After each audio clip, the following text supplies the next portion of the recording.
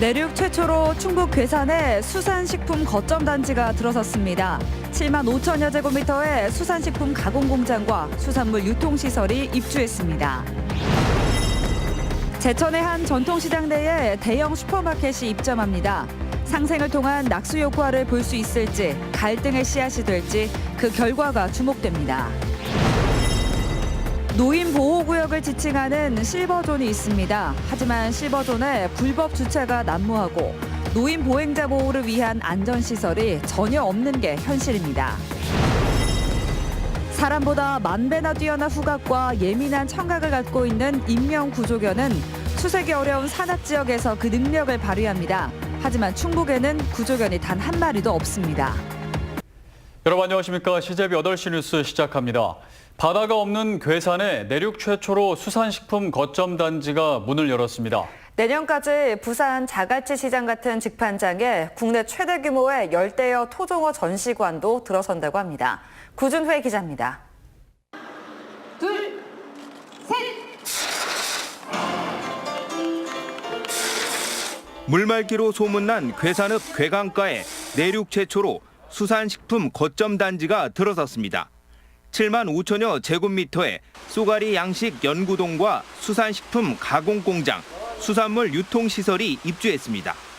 충청북도와 괴산군은 230억 원을 들여 생산, 가공, 유통, 소비, 관광을 접목한 복합 공간으로 꾸몄습니다. 지금은 아주 미약하지만 우리의 꿈은 앞으로 부산 자갈치 시장보다 더 멋진 해양, 수산, 종합식품 산업단지가 될 수 있도록 하는 2단계 사업도 곧 착수합니다. 내년까지 직판장 등 유통시설을 확대하고 국내 최대 열대어 토종어류 전시관을 건립합니다. 괴산군은 이와는 별도로 인근 이곳 제월리에 내년까지 100억 원을 투입해 IT 기술을 접목한 스마트 양식장을 짓습니다. 수입 연어를 대체할 바다송어와 황소가리를 길러 중국에까지 수출할 계획입니다. 단지를 둘러싼 괴강에는 걷기길과 내수면 체험장을 조성합니다. 궁극적으로 생산과 가공, 체험 등을 결합한 6차 산업 클러스터 조성이 목표입니다. 산막이의 길 같은 그 괴산 지역의 관광지를 찾는 사람들이 이 테마공원에도 와서 보고 즐기고 또 먹거리 또 해산물을 사갈 수 있는 이런 것. 바다 없는 내륙군 괴산이 우리나라 수산업 중심지로 떠오르고 있습니다.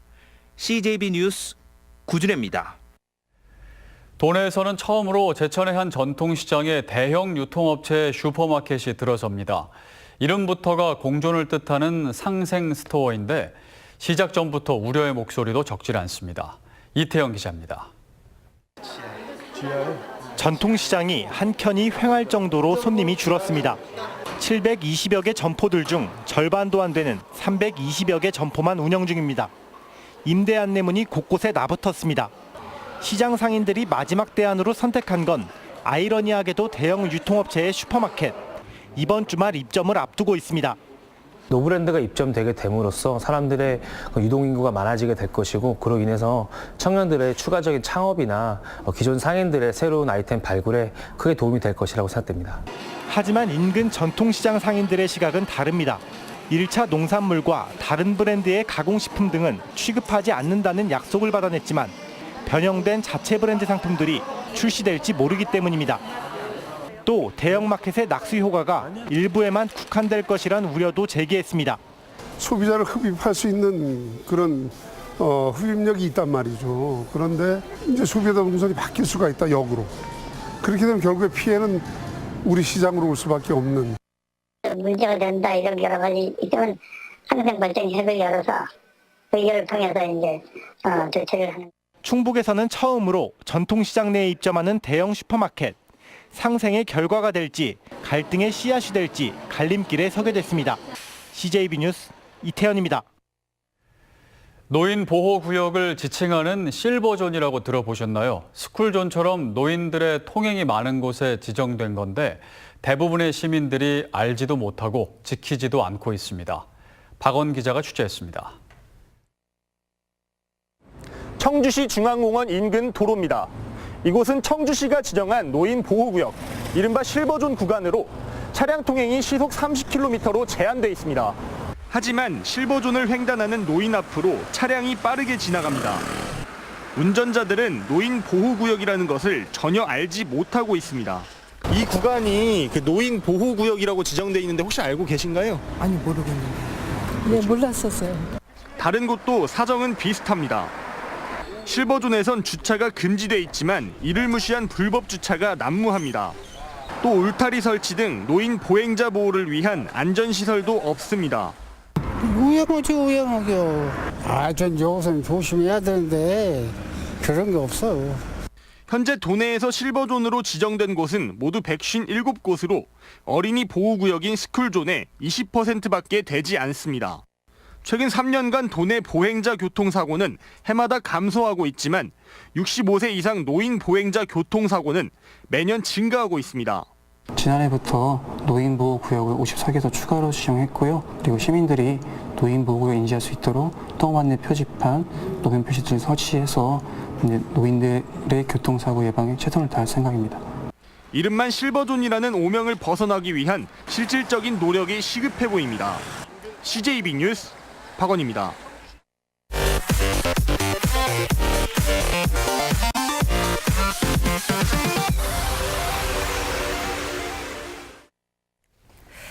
인명구조견은 사람보다 10,000배나 뛰어난 후각으로 실종자를 족집게처럼 찾습니다. 얼마 전 영동의 한 야산에서 실종 6일 만에 숨진 채 발견된 60대 여성도 사람이 아닌 구조견이 찾아냈습니다. 그런데 충북에는 아직 한 마리도 없다고 합니다. 진기훈 기자입니다. 지난달 26일 영동군의 한 야산에서 나무를 캐러 간 60대 여성이 실종된 사건. 1,000명이 넘는 구조 인력이 투입돼 엿새 동안이나 수색했지만 번번이 허사였습니다. 발견 장소가 육안이나 드론으로도 확인하기 어려운 절벽 부근이었기 때문인데 실종자를 발견한 건 다름 아닌 인명구조견이었습니다. 노구조자가 어떤 풀숲에 있더라도 보이지 않는 곳에 있더라도 후각으로 냄새로 찾기 때문에 이번에 좀 이렇게 발견할 수 있었던 것 같습니다. 하지만 이 구조견은 중앙구조본부에서 파견된 겁니다. 충북에는 구조견이 단 한 마리도 없기 때문입니다.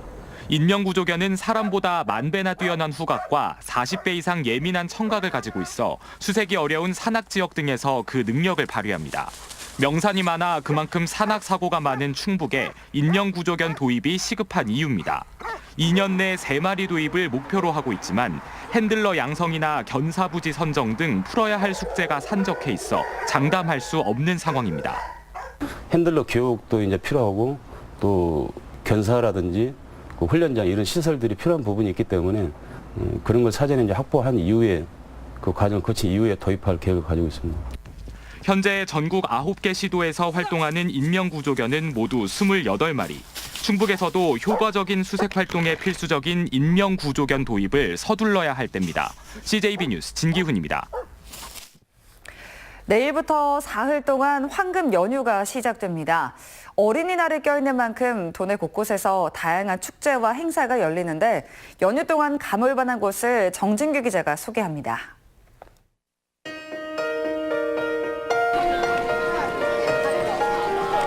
봄꽃들이 만개한 청남대입니다. 이곳에선 지난달부터 봄꽃 축제인 영춘제가 열리고 있는데요.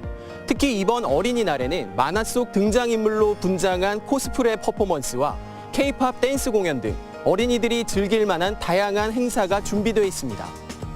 군악대와 태견단의 공연은 물론 와이너리 투어와 꽃차 시음, 발 마사지 등 가족 모두가 즐길 수 있는 체험 행사도 마련됐습니다. 연휴 기간엔 축제도 개최됩니다. 내일 단양에선 쌍둥이 페스티벌이 개막하는데 전국에서 유일하게 쌍둥이를 주제로 한 축제입니다. 이곳에선 130여 쌍의 쌍둥이들과 관람객이 함께 벌이는 거리 퍼레이드, 댄스 경연과 마술쇼 등을 즐길 수 있습니다.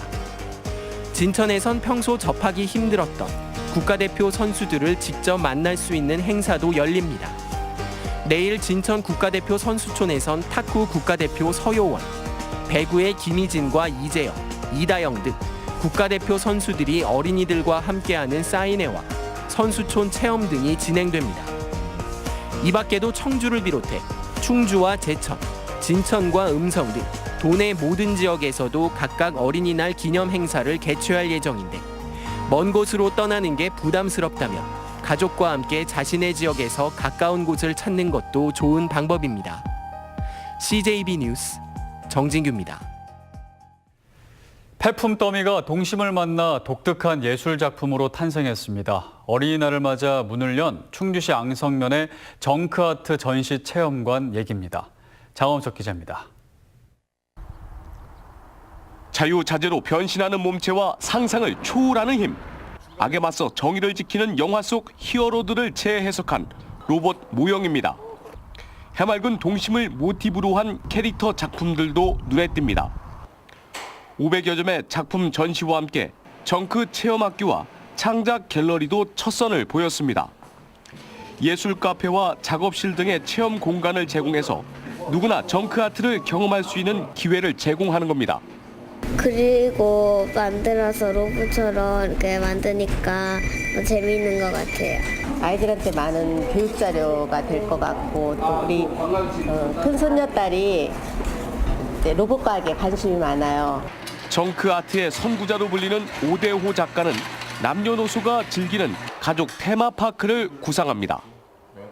내 작품에다가 모든 자기의 그 색칠도 할 수 있고 뭐 심지어 뭐 용접도 할 수 있고 같이 하는 그 나도 작가라는 체험으로 컨셉으로 한번 운영하고 있습니다.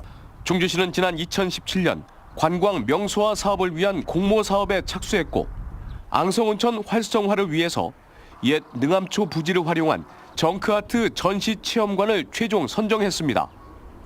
한국관광공사는 충주 앙성의 오데오 아트 팩토리를 잠재 관광지로 선정하고 체계적인 마케팅과 컨설팅을 지원할 방침입니다. CJB 뉴스 장원석입니다.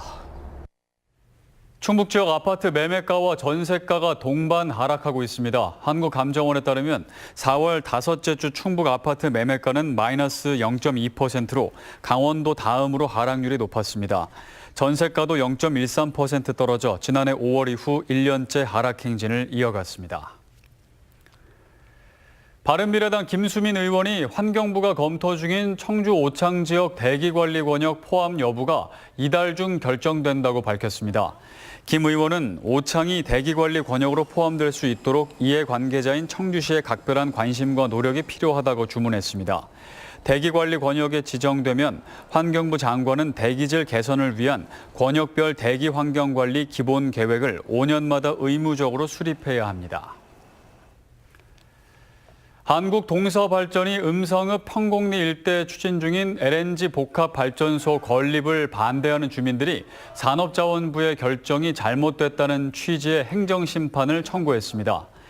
주민들은 산업자원부가 지난 1월 충남 당진에서 음성으로 사업장 소재지를 변경해 준 것은 예정지 주민들의 반대 의견을 반영하지 않는 잘못된 결정이라고 주장하고 행정심판을 통한 재결을 촉구했습니다.